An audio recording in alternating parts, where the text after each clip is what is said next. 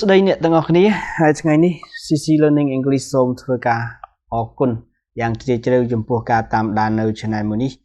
chỉ bị sai nâng chấm pua, sasa nusa để bạn thưa cả subscribe nơi trên này mới ní, đam bay từ tụ bạn nơi chấm này đắng, rồi có chỉ bật bị sao, mùi thay vẫn to tiệt, và ngày này, CC Learning English Zone lời dọc nơi topic mùi màu chạy rầm lệ, ao nè tầng học này. Bạn chỉ tụm rồi nó không cả sắc xá topic nó cứ dương nâng sắc xá âm pi six top tip for effective presentation cứ promote chúng nói chỉ cần được promote chúng nói đam bay thưa oi ca thưa bật bằng hai là bỏ điện tiếng ọc nế miền presentative hai chúng có xôm chúng riêng ở nâng có xôm ở pay tô vì xâm nạ để chạy đăng tương lai phòng đáy hay trong chạy đồng lệ đi mình trong tăng luôn trên địa chạy đó bớt sọp group đàn tí còn tay cần tay chỉ miên chất nơi không ca trong chạy đồng lệ nơi ở với đại club ban slong cắt nơi thằng mà hà chỉ lại ở địa về chỉ tràn năm con lòng máu đang bay chỉ ở với đại chỉ Paul bây giờ rồi có đo địa sắc xa trong non cào chẳng sum nô du tha ta ôn vô cho ba âm pi được biết nơi không ca thưa bật bằng hai presentation hai rồi nào person ba mình toàn tế sai video mùi ní cứ sầm rập ôn từng ọc nè làm bay thưa cả sắc xá nâng cai tầm rau làm bay oi cả rip chomនៅ presentation slide របស់បងនោះបានកាន់តែប្រសើរឡើងបើអញ្ចឹងក៏មកឲ្យខាតពេលយូរហើយសូមទៅទាំងអស់គ្នា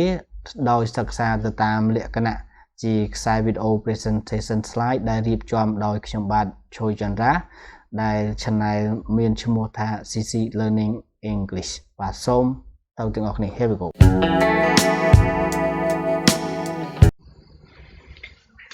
Alright សូមស្វាគមន៍សារជាថ្មីកម្មមកកាន់នៅ CC Learning English ហើយថ្ងៃនេះនឹងសូមធ្វើការចែករំលែកនៅបទពិសោធន៍មួយទៀតដែលទាក់ទងទៅនឹងរបៀបនៅក្នុងការធ្វើ slide ដែលសិស្សានុសិស្សទាំងអស់នៅក្នុងការសិក្សានៅក្នុងថ្នាក់មហាវិទ្យាល័យគឺមានបញ្ហាទាក់ទងទៅនឹងការធ្វើការ slide នៅពេលដែលយើងធ្វើការបង្ហាញនៅចុងបញ្ចប់នៃ course នីមួយៗបាទអញ្ចឹងថ្ងៃនេះtopic ដែល CC Learning English ធ្វើការចែករំលែកនោះគឺយើងនិយាយអំពី the 6 top tip for effective presentation បាទអញ្ចឹងមាន6ចំណុចមាន6 top tip for effective presentation នឹងមាន6ចំណុចដែលខ្ញុំធ្វើការចែករំលែកហើយសូមជម្រាបថាខ្ញុំធ្វើនេះក៏មិនមែនជាអ្នកចេះគ្រប់10ប្រសពគ្រប់រឿងដែរក៏ប៉ុន្តែគ្រាន់តែជាការចែករំលែកនៅអ្វីដែលជាបទពិសោធន៍ផ្លឹបឆ្លងកាត់នៅថ្នាក់មហាវិទ្យាល័យអូខេអញ្ចឹងយើងបន្តទៅនៅក្នុងនេះខ្ញុំមាន learning purpose បាទគឺជាដែលយើងអាចថាជួនកាលខ្ញុំដាក់ជា learning outcome ឬក៏ជួនកាលខ្ញុំជា present ជា learning purpose ហ្នឹងគឺចង់និយាយអំពី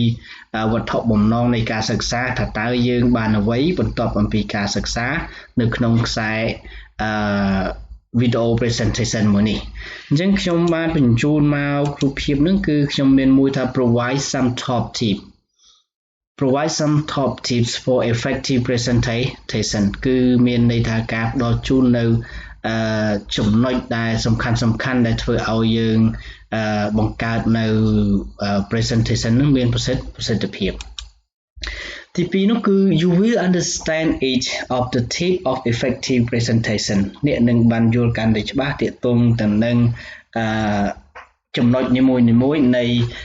ការធ្វើបទបង្ហាញដើម្បីឲ្យបទបង្ហាញនឹងប្រព្រឹត្តទៅបានកាន់តែល្អប្រសើរ Number 3 each of the lesson you will can generate the perfect presentation slide for your course បាទអញ្ចឹងនៅក្នុងបញ្ចប់នៅមេរៀននេះអ្នកនឹងមានសមត្ថភាពនៅក្នុងការបង្កើតនៅការធ្វើបទបង្ហាញយ៉ាងល្អប្រសើរនៅក្នុង course របស់អ្នកនីមួយនៅពេលដែលយើងចប់ course មួយយើងត្រូវតែធ្វើការបទបង្ហាញចំណុចទី4នោះគឺ to stop using wrong ways of creating the presentation slides បាទមានន័យថាគឺការបញ្ចប់នៅការ ធ្វើការ presentation slide ហ្នឹងអត់បានត្រឹមត្រូវបាទទាំងនេះគឺជាអ្វីដែលយើងហៅថាជា learning purpose ឬក៏ learning outcome ឬក៏ជាអ្វីដែលយើងបានទទួលយកនៅពេលដែលយើងតាមដាននៅបញ្ចប់នៅខ្សែវីដេអូជា presentation slide នេះមួយផងដែរហើយប្រសិនបើជាអ្នកទាំងអស់គ្នាគិតថាមេរៀននេះមានសារៈសំខាន់អ្នកដែលមិនទាន់ធ្វើការ subscribe សូមធ្វើការជួយ subscribe ដើម្បីទទួលបាននៅចំណេះដឹងថ្មីៗបន្តទៀតនៅរាល់អ្វីដែលខ្ញុំបានផុសជូនបាទអូខេឥឡូវយើងចូលទៅដល់ចំណុចទី1 Okay, show your passion and connect with your audience បាទអញ្ចឹងចំណុចទី1ដែលយើងត្រូវធ្វើឲ្យ presentation យើងមានប្រសិទ្ធភាពនោះគឺយើងត្រូវតែបង្ហាញនៅអ្វីដែលជាចំណងនឹងការធ្វើការទំនាក់ទំនងទៅកាន់អ្នកស្ដាប់របស់យើងឲ្យបានច្រើនអូខេហើយនៅក្នុងនោះគឺខ្ញុំដាក់ it is hard to relax បាទវាមានការពិបាកនៅក្នុងការទប់អារម្មណ៍នៅពេលដែលយើងមានអារម្មណ៍មួយស្ទាក់ស្ទើរញាក់ញើនៅក្នុងពេលដែលយើងធ្វើការបត់បង្ហាញហើយយើងនៅក្នុងចំណោមមនុស្សដទៃដែលគេចាំមើលមកយើងបាទនេះគឺជាអ្វីដែលយើងត្រូវគិតអូខេ Number 2 នោះ be enthusiastic and honest and the audience will be respond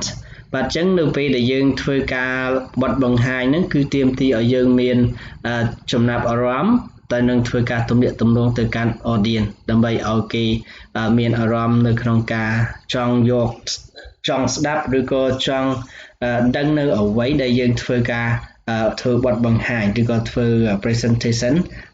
បង្ហាញទៅពួកគាត់ទាំងអស់នោះបាទនេះគឺជាចំណុចទី1នៅក្នុងចំណុច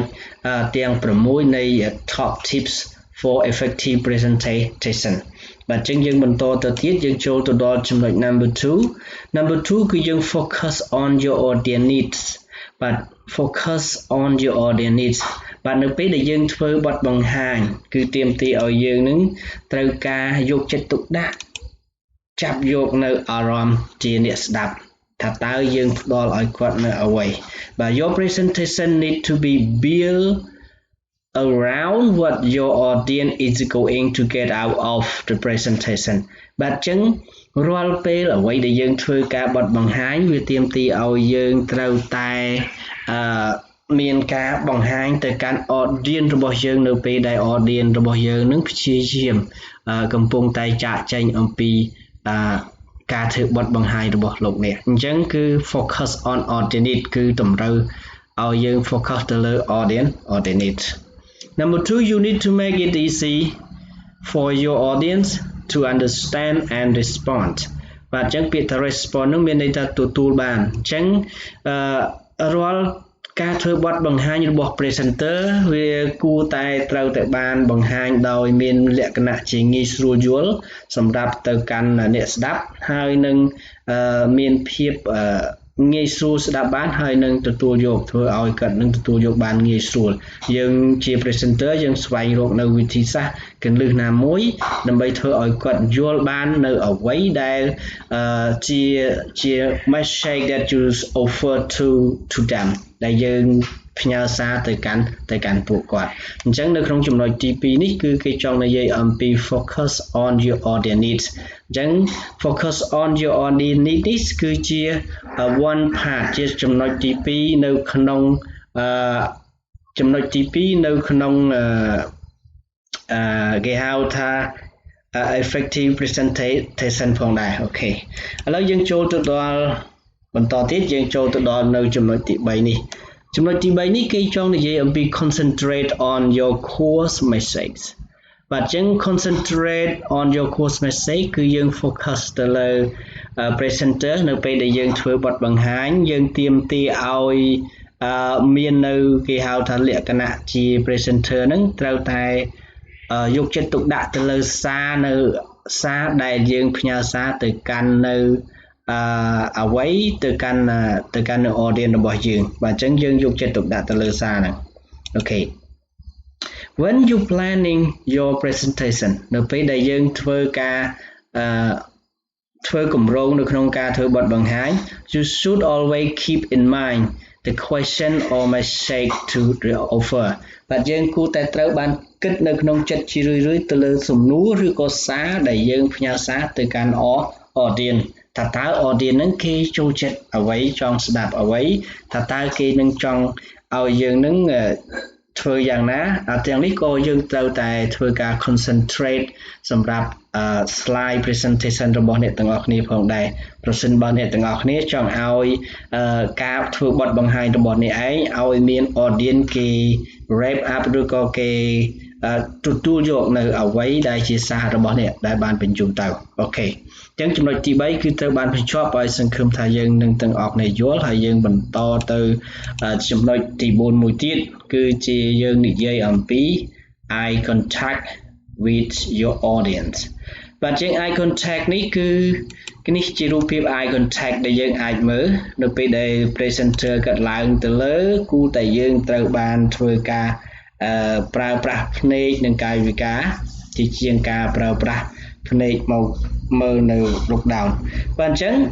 if you are smile and make easy you are building a rapport which help the audience to contact with your project បាទអញ្ចឹងប្រសិនបើជាអ្នកមានភាពឬក៏មានស្នាមញញឹមនិងមានធ្វើការផ្នែកទំនាក់ទំនងគ្នាមានន័យថា you are building a rapport ពាក្យថា rapport នៅក្នុងន័យនេះគឺគេចង់ផ្ដោតទៅលើប្រសិនបើជាអ្នកធ្វើឲ្យមានការទំនាក់ទំនងបានល្អមានន័យថា presenter នឹងគាត់មានសមត្ថភាពនៅក្នុងការគ្រប់គ្រង control នៅស្ថានភាពនៅអ្វីដែលគាត់ធ្វើបទបង្ហាញទៅកាន់ audience which helps audience to contact ដែលជាចំណុចដែលធ្វើឲ្យអ្នកស្ដាប់នឹងមានការទំនាក់ទំនងជាមួយអ្នកឬក៏ជាមួយនឹងប្រធានបទដែលអ្នកធ្វើបទបង្ហាញអូខេ It is also helps you to feel less nervous បាទអញ្ចឹងនៅពេលដែលយើងមានទំនាក់ទំនងជាមួយនឹង audience បានល្អវាគឺជាចំណុចមួយនៅក្នុងការកាត់បន្ថយនៅភាពភ័យខ្លាចភាពញាប់ញ័រនៅក្នុងអារម្មណ៍ because ពីព្រោះថា you are talking to individual មានន័យថាពីព្រោះថាអ្នកឯងបាននិយាយតែម្នាក់ឯងដែល audience នឹងគាត់អត់បានដឹងនៅអ្វីដែលអ្នកនិយាយជាហេតុមួយដែលធ្វើឲ្យអ្នកឯងមាននៅអារម្មណ៍ថា nervous មានអារម្មណ៍ថាស្ទាក់ស្ទើរឬក៏មិនសប្បាយចិត្តឬក៏មិនយល់ខ្លាចក្រែងជារឿយនៅក្នុងការធ្វើបទបង្ហាញរបស់ presenter to help you with this ដើម្បីជួយឲ្យពួកគាត់នៅចំណុចទាំងនេះ make sure that you don't turn down ធ្វើឲ្យអ្នកច្បាស់ខ្លួនឯងថាមិនត្រូវក្រឡេកមើលទៅក្រោមដែលជា screen មួយដែលត្រូវបានបង្ហាញពីព្រោះថា your audience needs to see you as well as your slide អូខេបាទនេះគឺជាអ្វីដែលយើងត្រូវប្រើប្រាស់ eye contact ចឹង eye contact with the audience គឺជាចំណុចមួយនៅក្នុងការធ្វើ slide presentation ផងដែរអញ្ចឹងយើងបន្តទៅទៀតចូលទៅដល់ number 5 គឺជា use the voice effectively បាទ voice យើងដឹងហើយនេះគឺជារូបភាពមួយដែលសម្ដែងអំពី voice នោះប្រែថាសំឡេងនៅក្នុងការធ្វើបទបង្ហាញនោះគឺយើងត្រូវប្រើប្រាស់សំឡេងផងដែរនៅក្នុងការឲ្យ audience គេយកចិត្តទុកដាក់ស្ដាប់មកកាន់នៅ presenter ថាតើ presenter គេនិយាយអ្វីទីមួយនឹង the word you use គឺពាក្យសម្ដីដែលយើងប្រើប្រាស់នៅក្នុងការធ្វើបទបង្ហាញថាតើ presenter នឹងគាត់ប្រើប្រាស់ពាក្យយ៉ាងណាដើម្បីឲ្យអ្នកស្ដាប់នឹងគាត់ចាប់អារម្មណ៍ទៅលើ presenter ដែលគាត់ផ្ញើសារទៅអូខេ number 2 គឺយើងនិយាយអំពី voice បាទអញ្ចឹងការប្រើប្រាស់សំឡេងគឺជាការលើកដាក់សំឡេងទៅតាមអ្វីដែលយើងធ្វើការបទបង្ហាញវាមានសារៈសំខាន់សម្រាប់ audience វាក៏ជាផ្នែកមួយនៃការធ្វើឲ្យ effective presentation របស់យើងនឹងកាន់តែប្រសើរឡើងផងដែរ Your other non-verbal communication a particular body language បាទមួយទៀតហ្នឹងគឺមិនមែនជាទំនាក់ទំនងnon-verbal ផ្នែកខាងកាយវិការនោះទេវារួមបញ្ចូលជាមួយនឹងភាសា language body ភាសា language ហ្នឹងគឺកាយវិការដើម្បីធ្វើឲ្យ audience យើងហ្នឹងគិតចាប់បានទៅនៅអ្វីដែលយើងកំពុងតែនិយាយទាំងសារហើយទាំងកាយវិការហើយនឹងទាំងសំឡេងឲ្យវារត់ទៅរកគ្នាតែមួយដែលធ្វើឲ្យ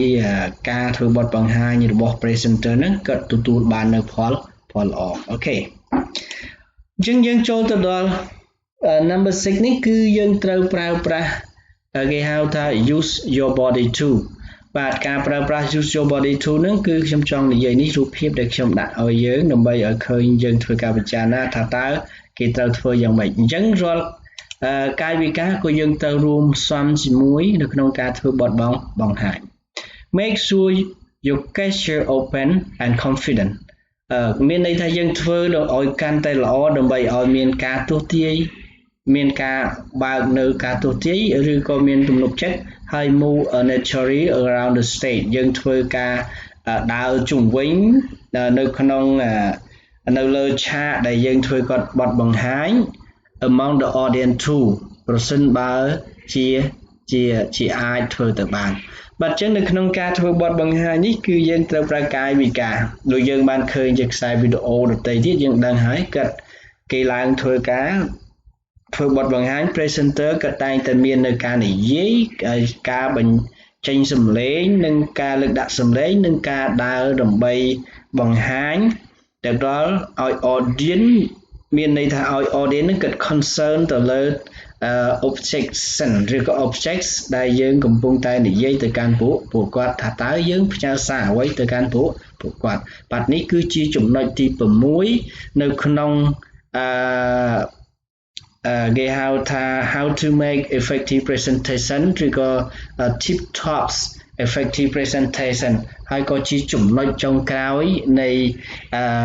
បទបង្ហាញដែលខ្ញុំបានធ្វើនៅក្នុងបង្ហាញនេះផងដែរអញ្ចឹងជាចុងបញ្ចប់ខ្ញុំបាទសូមចន្ទរាក៏សូមថ្លែងអំណរគុណយ៉ាងជ្រាលជ្រៅចំពោះការតាមដាននៃការស្ដាប់នៅ presentation slide នេះហើយខ្ញុំសង្ឃឹមថាវានឹងអាចកើតទៅជាប្រយោជន៍សម្រាប់បងប្អូនដែលសិក្សានៅថ្នាក់មហាវិទ្យាល័យដំបូងបំផុតដែលយើងខ្វល់ខ្វាយអំពីរបៀបនៅក្នុងការធ្វើ slide នៅក្នុងការធ្វើបទបង្ហាញទៅកាន់គ្រូបង្រៀននៅពេលបញ្ចប់ course នីមួយៗ